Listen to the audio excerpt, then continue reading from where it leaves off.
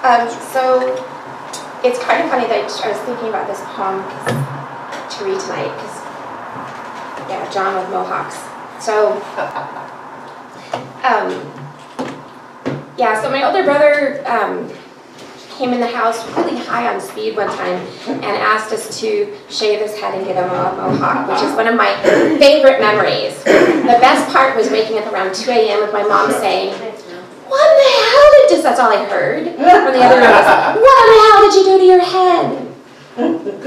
So this is a poem for Matt. His steps went wrong. It was all stomping around like a dinosaur and climbing invisible stairs, any he could find, with his unloaded guns and Mohawk highways. Drift was invented to describe his listing. And all those dark corners rose up to meet him. He knew those intimately, the way a slugger holds a bat, the way the curbs meet the street, and experience the sludge and rainwater. So many spiral stairs naked to everybody else's eyes, and his steps he raced, taking stairs that looked like ladders to him. Running around on roofs, jumping from house to terrace, yanked down and then smothered into those dark corners, the only place he slept. He knew them in dreams and forts, while everyone else played baseball or soccer. He knew his steps, and I couldn't follow. Couldn't track, certainly couldn't see his staircases. To me, he was just running in circles, swinging out his arms and kicking at it at everyone and no one, shooting his unarmed guns and rolling down asphalt hillsides into the dark corners. They were the only thing I could watch and experience. His eyes zigzagging while he slept, all mohawking his eyelids. His smile finally coming out for some dream sister, some world only he could visit, leaving me behind, wondering, because only why made sense of his steps. Why and the slanted dark corners coming down.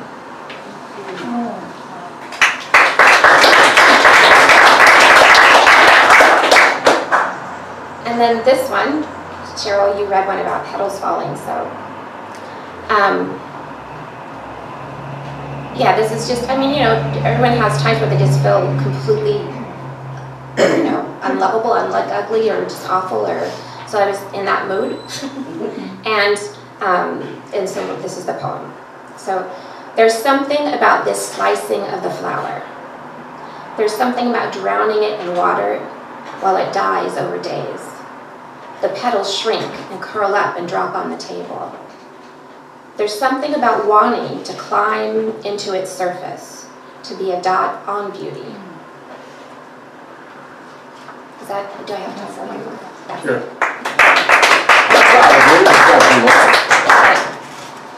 So this is what I'm playing with, so if you have critique, that'd be really great. So it's called Listen. And it's about how incredibly difficult it is to sometimes listen and comprehend what someone else is telling you.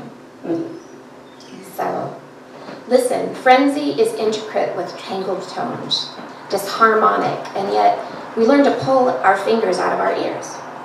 And more, we learn to listen for it, attend close to the frenzy, and untangle the meaning in what we share, what we tell one another. We listen and discover the rhyme and reason, shake loose the central melody, shaking it loose from the tone and bad tuning, listen for the harmony, wait patient and generous, knowing it's there if we give it a moment to ring through. Each of us attending to the frenzy and love.